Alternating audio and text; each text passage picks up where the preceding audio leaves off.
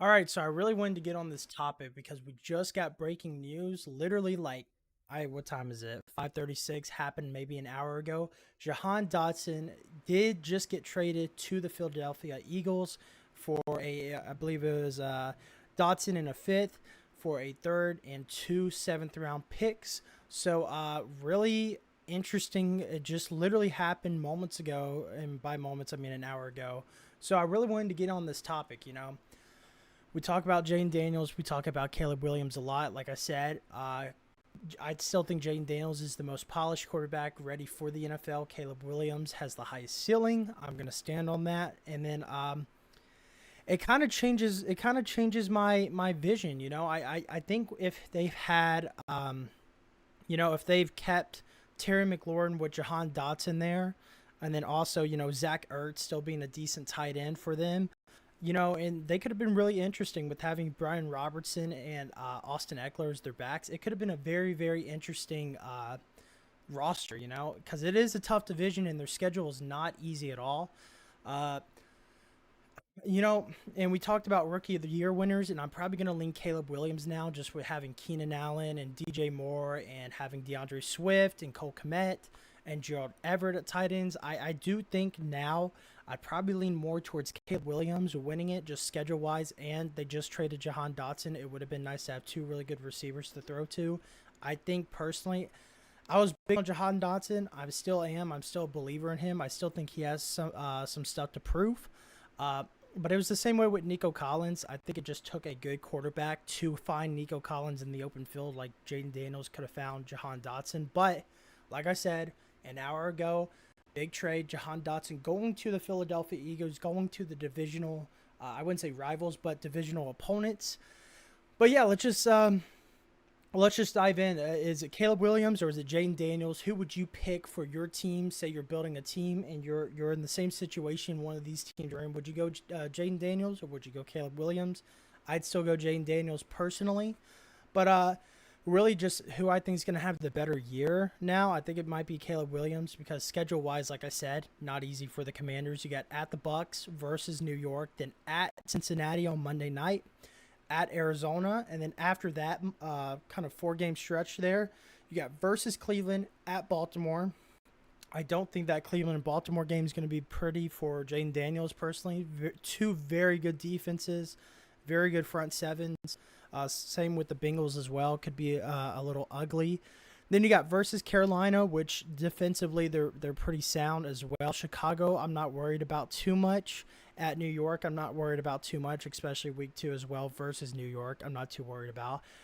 But dude, this stretch here, guys, this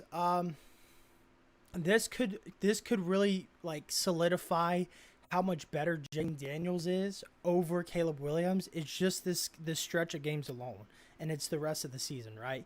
You got versus Pittsburgh, at Philadelphia, versus Dallas, versus Tennessee. Then you got to go at New Orleans after a bye week, versus Philadelphia again, versus Atlanta, and then at Dallas. So in that stretch of games right there, and what is that, 8 game stretch right there with the bye week in the middle of those 4 games between. If Jaden Daniels goes 4-4 in those, I'd be impressed. If he beats Tennessee, if he beats Atlanta, if he beats one of the divisional teams like Dallas or the Eagles, and if he beats Pittsburgh or at New Orleans. And as a Saints fan, as you can see behind me there, that's tough. That's tough for any rookie quarterback coming into the Superdome with the loud Superdome with the Saints fans screaming and yelling, and then you got our front seven: Chase Young, Cam Jordan, and all these guys ready to go. It's really tough to play in the Superdome. It's not easy, especially with Demario Davis and the secondary that we have. So, if he goes 4-4, consider me impressed. That is a really impressive 4-4. Even if he goes 3-4, honestly, if he beats the Steelers, the Titans, and the Falcons or the Saints, if he goes 3-4, that's still impressive to me because Eagles and Dallas, that's tough. With Micah Parsons there, it's tough. But if he wins, if he even goes like 5-3, that's way above expectations for me. But going to Chicago now with Caleb Williams. Listen, and I'm sure Bears fans sort of agree with me here. I'm not going to say 100%, but I'm sure they agree with me. This has to be your year. You have everything. You have Keenan Allen, you have DJ Moore, you have DeAndre Swift, Cole Kmet, Gerald Everett, a decent defense, a new quarterback that has very high ceiling and potential, and a schedule that's not too difficult. It's not too difficult. You got versus the Titans. That should be a win. At Houston, that will be a really good game between Stroud and Caleb Williams. Who knows? At Indianapolis, might not be a win with Anthony Richardson healthy in that Colts defense. You might go 1-2 in your first 3 games, but versus the Rams, that should be a win. Versus Carolina, that should be a win. Versus Jacksonville, I can see you losing that, so that's 3-3, right? You're already 3-3, or I guess you're 3-3 going into Week 7 bye week. Then you come out and you play Jaden Daniels, which I think should be the game of the year for rookie quarterback wise. At Washington, that will be interesting. Toss up, really. I'm going to throw that as a toss up. At Arizona should be a win. So technically now you're 3-3. Let's call Washington. Oh, who do I give it to? At Washington, I'll give Jaden Daniels the benefit of the doubt. That's a loss. 3-4. Arizona, at Arizona should be a win. Personally, should be a win. That's 4-4. So now you're going versus New England should be a win. 5-4 versus Green Bay is probably going to be a loss, unfortunately. 5-5. Minnesota should be a win at home. 6-5 at Detroit, and then at San Francisco. That's 2 straight losses. So you're looking at 6-5. So you're 6-8 now, and then at Minnesota should be a win. I think you beat Minnesota twice, and then I think you beat. You don't beat Detroit, but you beat Seattle, and then you lose to Green Bay at Green Bay. But other than that, with the weapons that they have on offense, with Caleb Williams' high ceiling and the potential and just the expectations that people expect Caleb Williams to have, that's why I'm going with Jaden Daniels. I'd rather have Jaden Daniels over Caleb Williams. There's such high expectations, and I don't know for Bear fans what your expectations are.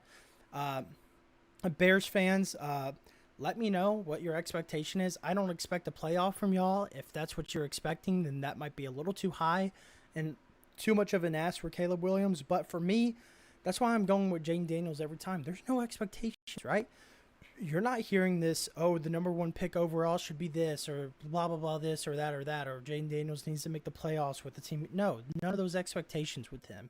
It's just Jaden Daniels on the Commander, go out there and play, right? Caleb Williams, on the other hand, expectation.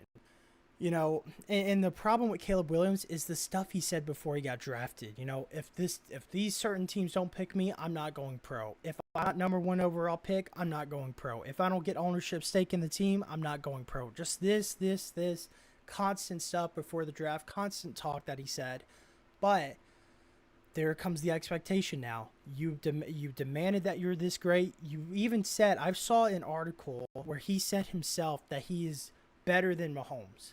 Like, dude, that is so crazy to even say. But regardless, if you have that much confidence in yourself and the expectation is to make the playoffs, then we expect it as a Bears fan. Well, I'm not a Bears fan, but I'm saying we as a Bears, if I was a Bears fan, I would expect the playoffs then. Honestly, I expect a playoff then from you. I expect you to beat Detroit. I expect you to beat Green Bay. I expect you to win both against Minnesota. I expect you to beat all these teams. I expect you to go to San Francisco and beat them then if you're so great. But that's why I'm going with Jaden Daniels. Guy does not talk the talk because he knows to stay humble, and not only just stay humble, but he knows how good he is that he doesn't need to. He's going to show it on the field. He doesn't need to tell people that I should have been the number 1 pick, or I'm this, or I'm that, or whatever. He is as good as he is, and he's going to show it on the field. That's why, personally, I'd go with Jaden Daniels. And not only that, just looking at their rushing stats last year, Jaden Daniels, 1,100 rushing yards as a quarterback, as well as, 3,800 yards passing. That's impressive for me. That means he has the ability to extend plays, but not only extend plays, have designed QB runs for him. That's very good for a quarterback in the NFL now. If you're able to throw downfield but still design QB runs and it can extend plays, I'm going with that over Caleb Williams any day. Honestly, personally, going with that any day. But regardless, Big news coming out of Washington. Jahan Dotson traded to the Philadelphia Eagles, to their divisional opponents. Kind of shakes up the Commanders. The Commanders' offense, just having Terry McLaurin really as a receiver, Zach Ertz, and then Eckler and Brian Robertson out there. I still think it's going to be a very interesting team.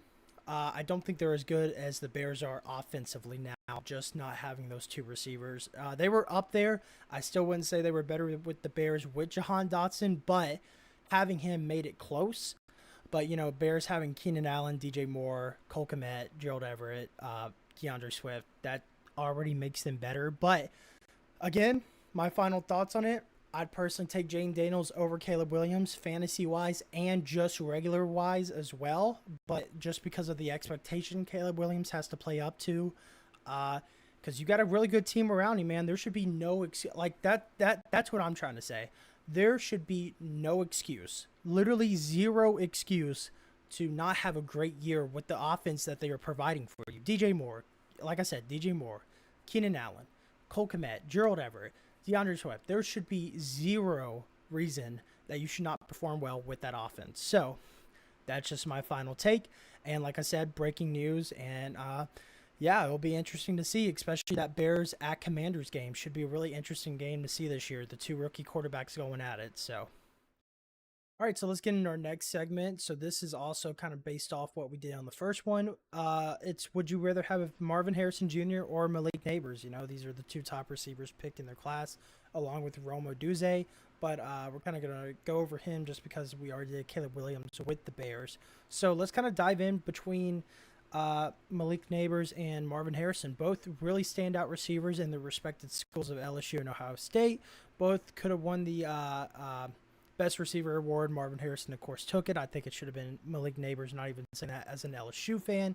He just had an overall better year stat-wise. But it really just comes down to quarterback-wise, right? I mean, if we're not talking about on their respective teams of the Cardinals and the Giants, if I'm just picking one between the two, I rather have Nabers than Marvin Harrison, right? I mean, in my opinion, Marvin Harrison is a more deep threat kind of receiver, so it takes a special kind of quarterback to hit him deep when he creates space down there.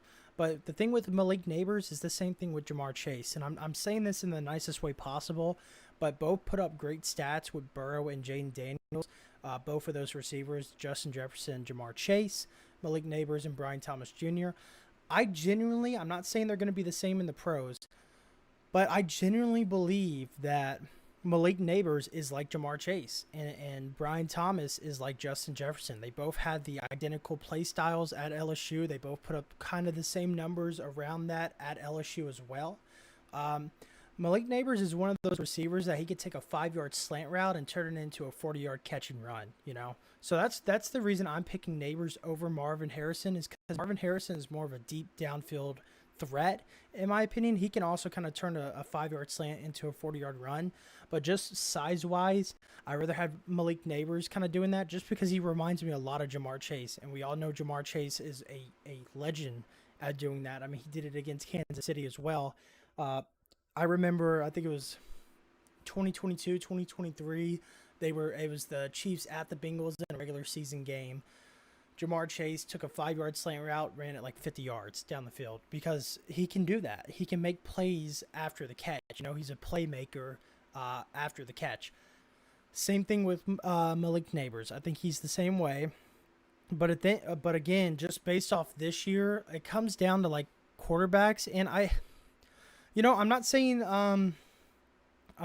that Daniel Jones is a great quarterback. Don't get me wrong. He is. It's tough. Daniel Jones is a tough quarterback to love. But, when he played 16 games last year for the Giants, he had a 67.2 completion percentage.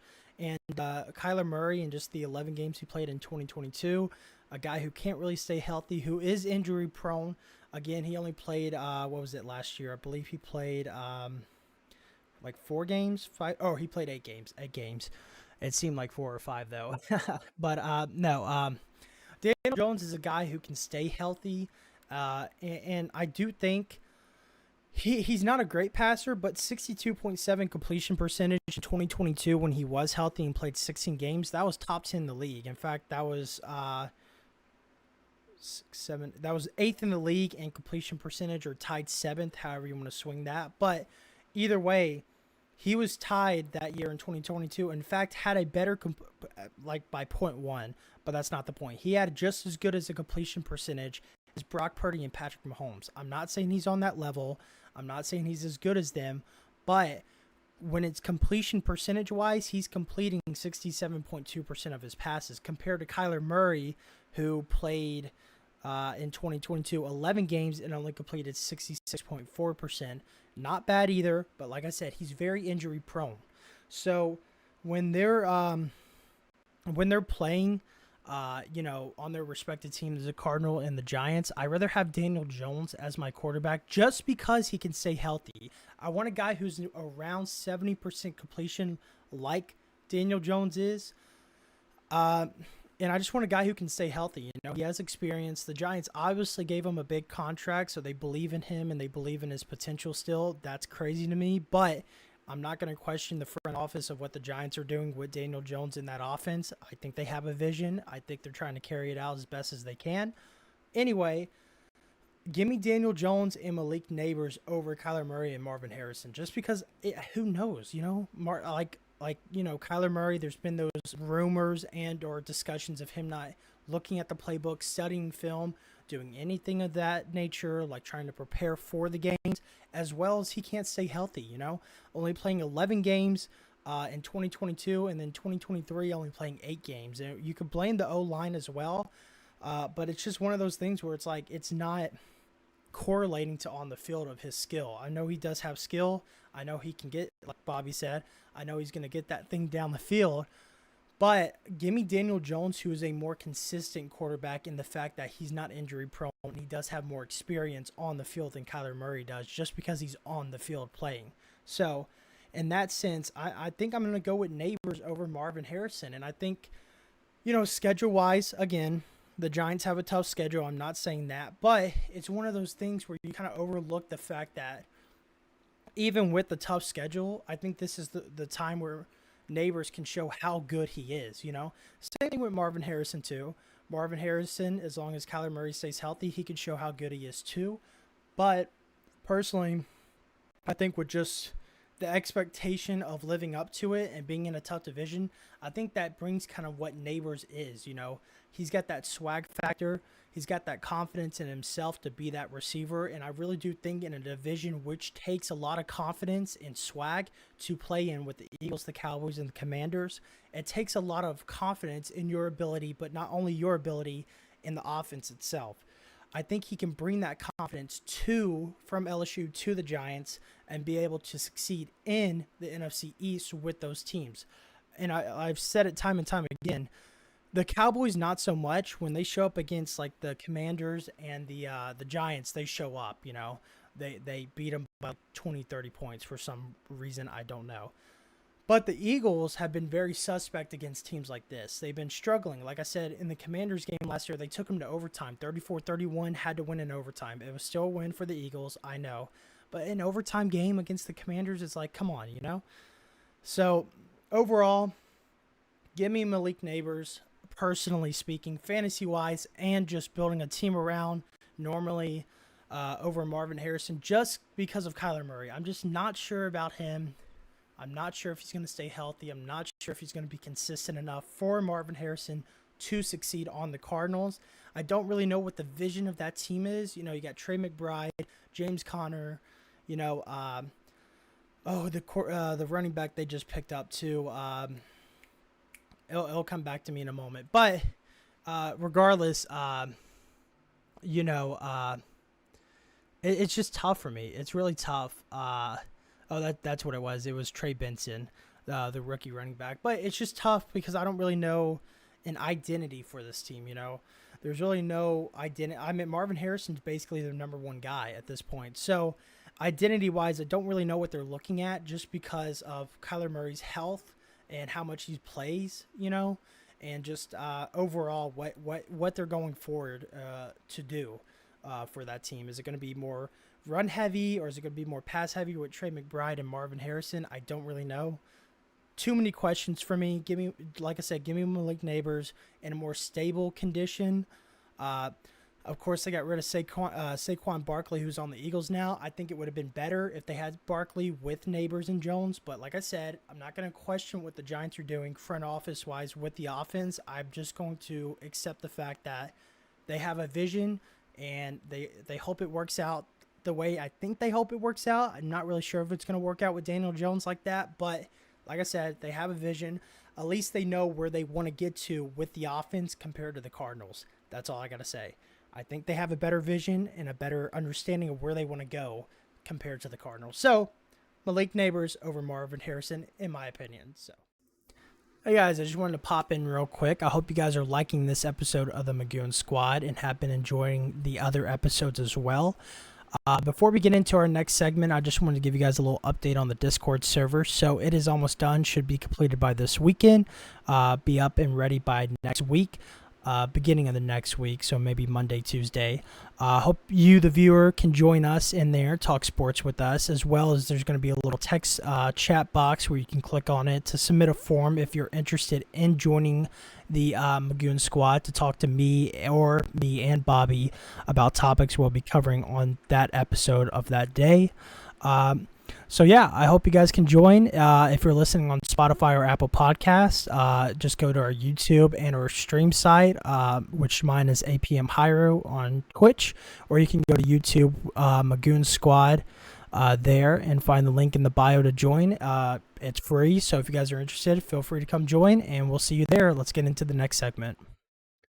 All right, so getting into our next segment here, this is one that's been pretty interesting conversation surrounding college football ever since his hiring, which is Kellen and Bama. Is the expectation too high for them? What is the expectation? I think the expectation for every Bama fan is just trying to get them into the playoffs. I'm not sure if an SEC championship or a national championship is kind of at the expectation. I hope Bama fans don't think that is the case for Kellen and this Bama team, losing a lot of guys to the transfer portal and losing a lot of guys to the draft as well. I don't know. I feel like as a Bama fan and like I'm sure the football organization's hoping for a national champ, or at least an SEC champ. I just think anything in the college football playoffs is suitable for his first year there, for Kellen's first year at Bama, moving from Washington. For me, I think it's going to be a struggle, and I'm taking a look at Alabama's schedule here, and, they open up against Western Kentucky, South Florida, and Wisconsin. That's going to be kind of the easy victories that they're going to get big wins on, and that's going to be kind of the facade of the actual root of how the team is going to play. I think it's not going to give the full story of how this Bama team is, because right after that, they got to go versus Georgia at a night game. That's going to be a very difficult game, and then, of course, at Vanderbilt should be an easy win. Versus South Carolina at Tennessee, which I don't think they're going to win that game. Personally, Tennessee fans, I think this is your year to beat Bama again at home. I don't think they're going to come into Neyland Stadium and beat you guys. Versus Missouri will be a very interesting game. Missouri's not a team that's easy to beat finally, so we'll see how that goes. And then you got to go at LSU after that, Death Valley at night. Not saying this as an LSU fan, I promise. I don't think they're going to go into LSU and beat them personally. And then you got Mercer after that. Home game should be an easy home game there. Then you got at Oklahoma. Should win that one. And then versus Auburn, who really knows? It's really just a toss-up every single year. Auburn really comes to play in that game. So depending on how Auburn's year's going, they might have nothing to lose, show up, and beat you. So I don't know. It's going to be interesting. Like I said, I don't think the expectation should be too high. College football playoff should be a suitable expectation for you guys, because Kellen's coming from the Pac-12, which is not, week in and week out a tough game every single week that you have to prepare for.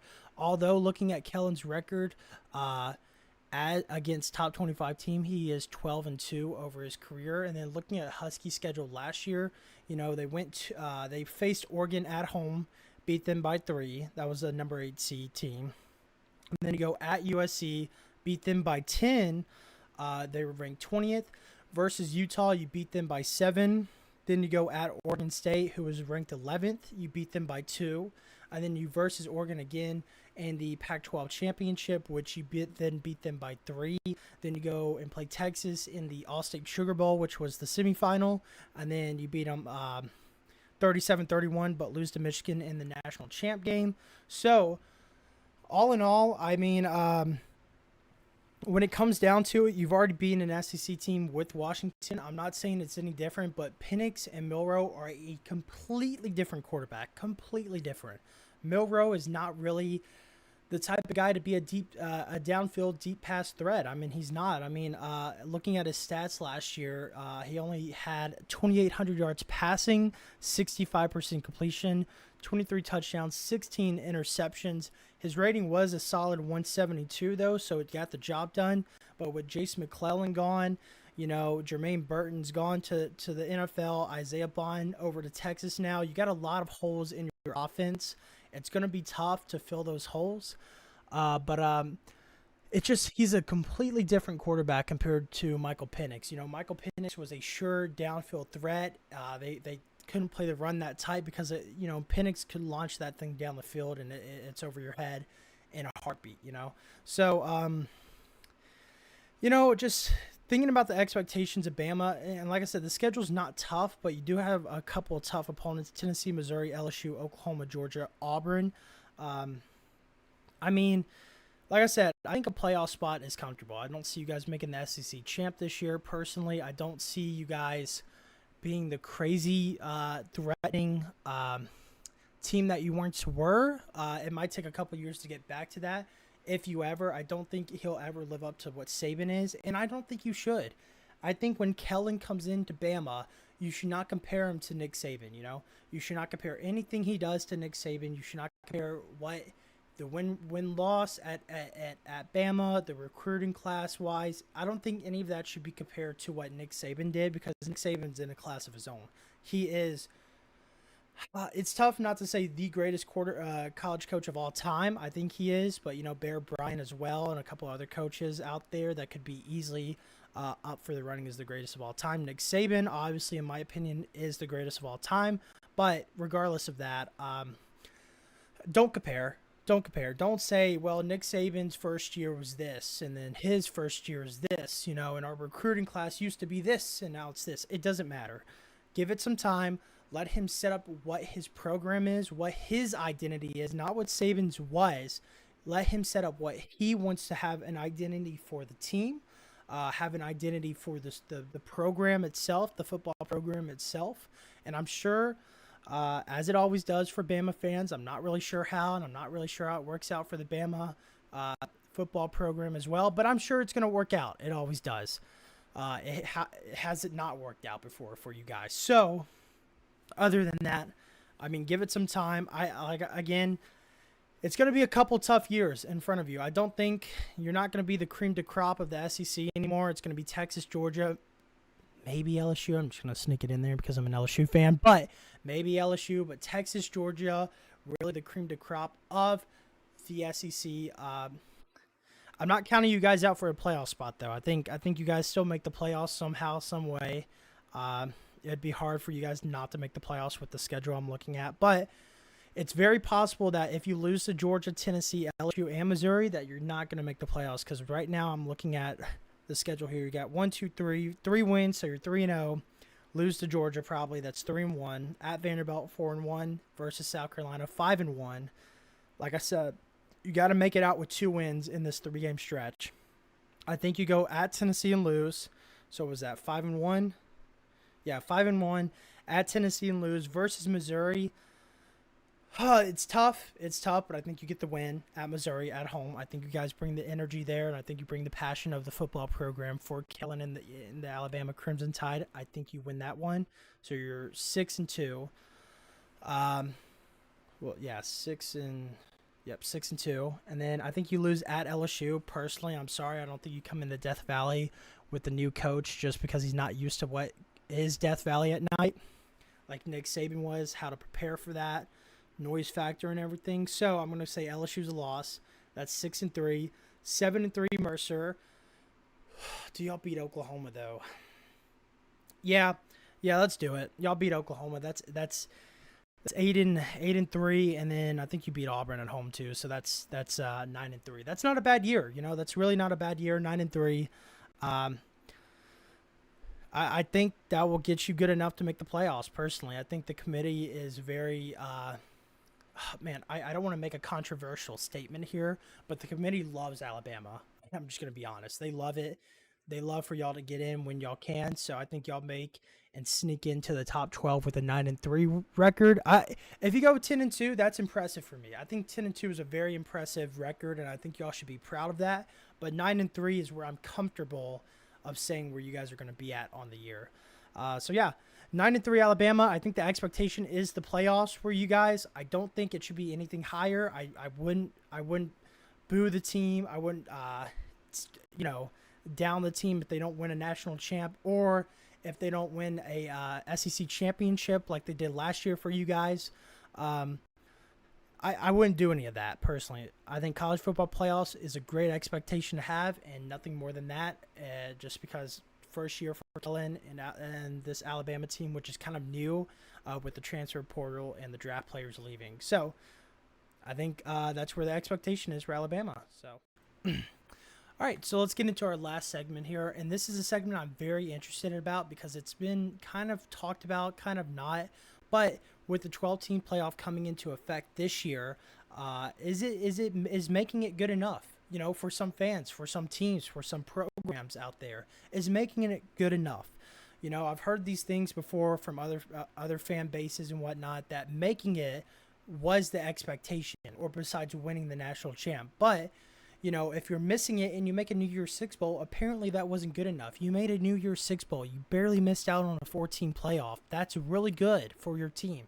I mean, yeah, is it what you wanted? Probably not, but it's still good. You made a New Year's Six Bowl. That's really impressive. But my thing now is making a 12-team playoff good enough? Where's that expectation go to? Because as an LSU fan, right, for me, I think just making it is good enough for us. I know I've seen the players talk, and I know I've seen them say a couple things like, at LSU, 10 wins is kind of the expectation. That's good enough, for some fans, But for us as players, we want more. I think 10 wins is great, but we want more. We want an SEC champ. We want a national championship, under their resumes for LSU. But as a fan, I'm not speaking for all fans, just me as a fan, I think making the college football playoffs is good enough. If we make the SEC champ, even better. That's great. That's above expectation, in my opinion, for the team that we have. But, we have some fans at LSU, maybe even our program, that believes in this team. I do believe in this team. I think this team could be a really true shot contender for the national champ. But there's people in the fan base, there's people in the program that believe that making the playoffs is probably not good enough. In my opinion, I think it is. So that's where the questions come in, right? Texas fans, let me ask you this. If you're a Texas fan out there, is making the playoffs good enough for you guys, or do you expect an SEC champ with Quinn Ewers just because you made it last year in the 14 playoff? Do you expect an SEC champ? Do you expect a national champ? Where's the expectation for you guys? Because for me, making the playoffs is good enough. You're putting too much expectation on these kids playing ball. They just want to go out there and play ball, and the expectation can sometimes get to them, can get to these players. I'm not saying they can't live up to it, but sometimes it does get to them. So let's just start out with Texas. Texas fans, if you're listening, if you're watching, I want to ask you personally, where's the expectation for you guys? For me, I think an SEC champ is above expectations. I think a national champ is above expectations. I think just making it is where you should be at. I think it should be that way for every team. Maybe not Georgia.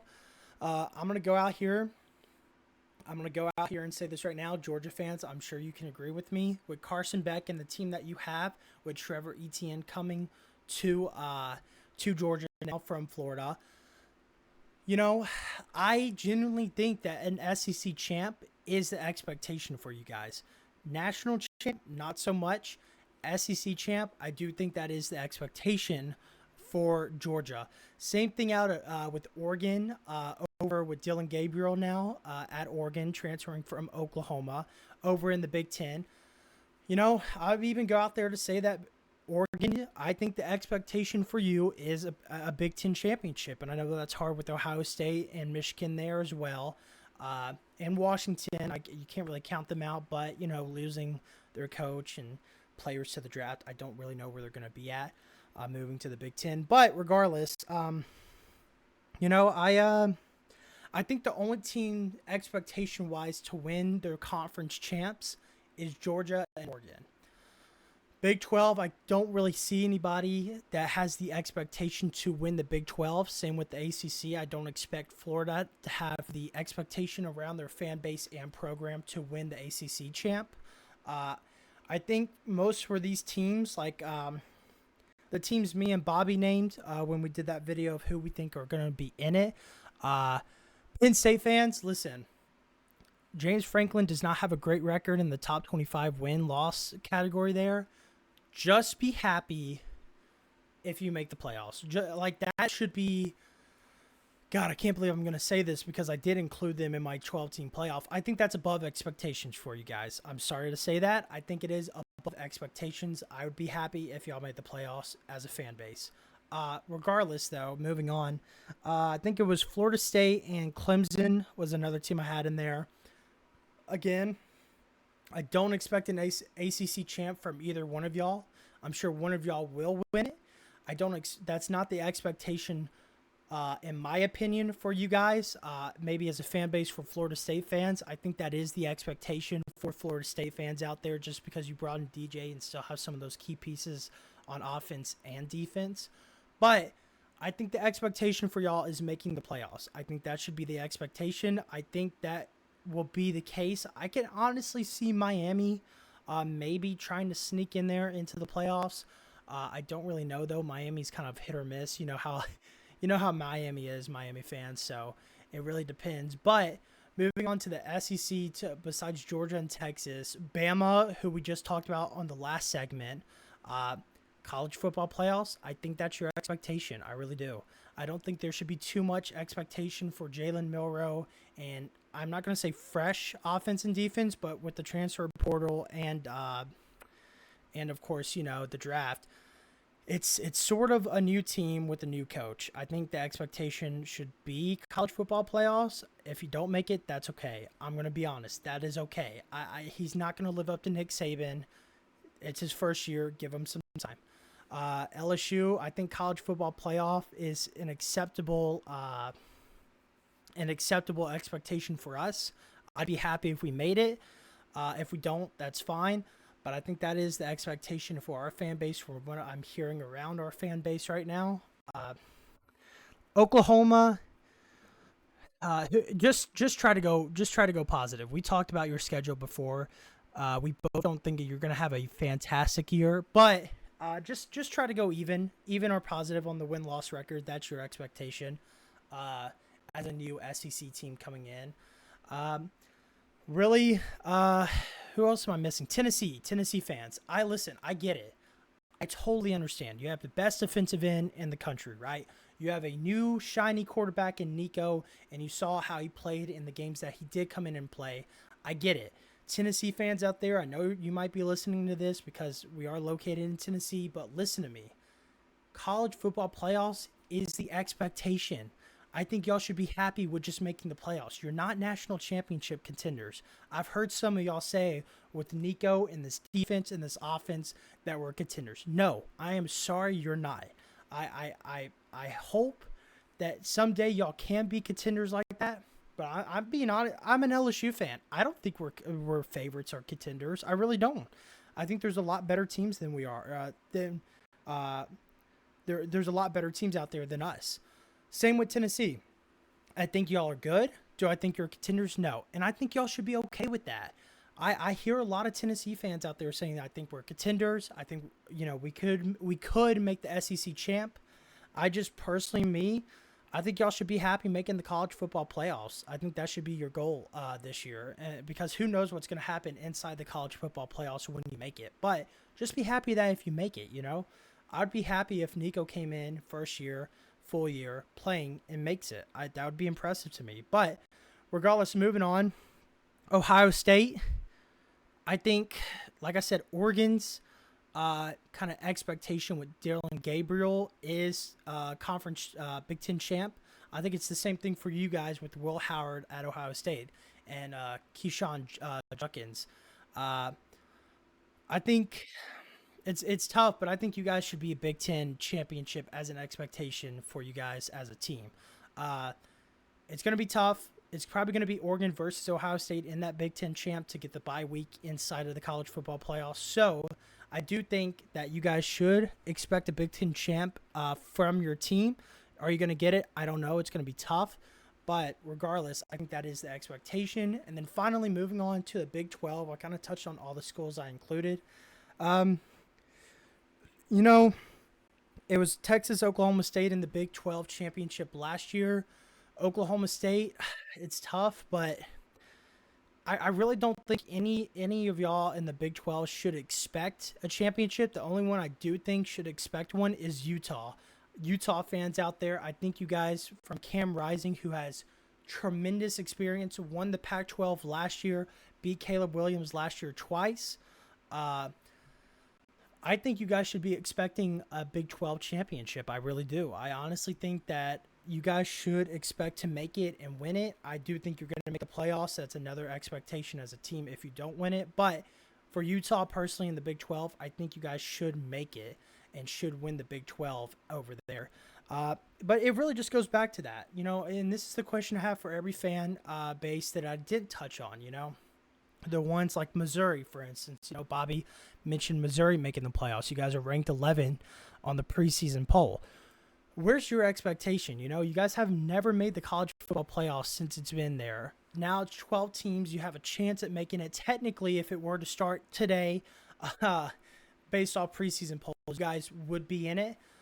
Where's the expectation for you guys? You've never made it. This team, I know it's good. I know it's really good on offense. But listen, you have to have some reasonable expectations for your team. Your team has never made it.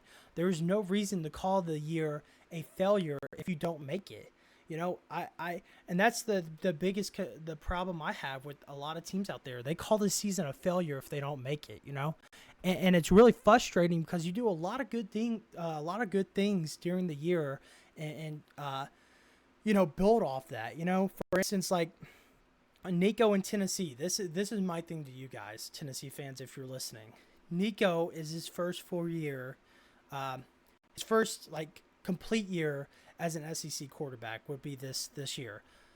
I wouldn't call it a failure. If you guys barely miss out and you don't make the playoffs, or if you do and you lose first round and get eliminated first round from the college football playoffs, I wouldn't call it a failure. I think that's really good, honestly, for what Nico is having to go through this year with the schedule he's having to go through. I think that's to me, that's a good year. I wouldn't call it a failure at all. But there's those fan bases out there and those fans out there that call it a failure. And I think that's really disappointing to me, honestly, as someone who, really just doesn't expect too much from their team, because they're at the end of the day, they're just a bunch of college kids trying to go out there, have fun, play football, and then hopefully one day get drafted to the NFL. So, my thing is just let them enjoy it. There's no reason to dog on a team. For instance, like I said, if Bama goes 9-3, say Tennessee fans, you go 9-3 and you don't make it, unfortunately, with 3 losses, because there's a bunch of other teams out there with 0 losses, 1 losses, whatnot, that do make it into the top 12. That's not a failure to me. That's not a failure. That's a decent year. With Nico's first year being there, 9-3 and not making the college football playoffs, that's not a bad year. But I'm not going to say most of you fans, but there's going to be a couple of fans out there, Tennessee fans out there, that call it a failure. And that's what I'm saying. I really don't understand that. I really just don't get that at all. The expectations for Nico is so high. And unfortunately, I think having that recruiting system with the star ratings, 5-star, 4-star, 3-star, 2-star, so on and so forth, being attached to your name. So for instance, Nico is a 5-star quarterback, right? And then you just gave him a whole bunch of NIL money. Again, I think NIL is good for players. I really do. I think players should get paid for their the labor that they put in and the time they put in and the work they put in to football, you know? And some people say, well, that's what the scholarship is for. Technically, yes. But at the same time, most of that stuff, the scholarship wise, most of that is outside of classroom, you know, outside of classes. So I think they should be paid for what they do outside of classes. That's just me. That's where I am with NIL. But again, that's what I'm saying. Now with the 12-team playoff, Nico and his big NIL deal and his 5-star rating, now you just have this insane expectation that you guys should be contenders. Like this Nico should be getting you guys to the college football playoffs and winning it. That's where I draw the line. That's where I'm like, that's crazy. That is too much pressure on a kid that has not even played a full year of SEC football yet, you know? So that's the biggest topic. I want to hear what you guys think about it in the comments, and I want to hear what you guys think about it. We're going to be setting up the Discord server soon, and I really want to hear what your thoughts are on about your team's expectation. I want to hear, where do you think your team should finish? Where do you think your team should be at as far as the college football playoffs? Do you think you should be a conference champ contending team, a national champ contending team? Where do you see your record? Stuff like that. For me, like I said, as an LSU fan, 10 wins is great. Making the playoffs is even better. Do I think we're favorites for the to win the national champ? No. To win the SEC champ? Probably not either. But at the end of the day, if we make the college football playoffs, I'm perfectly happy with that, and I'll take that. So, yeah, I'm curious to hear what you guys have to say, and I hope you guys enjoyed today's episode, and I'll see you guys tomorrow. All right, see you guys.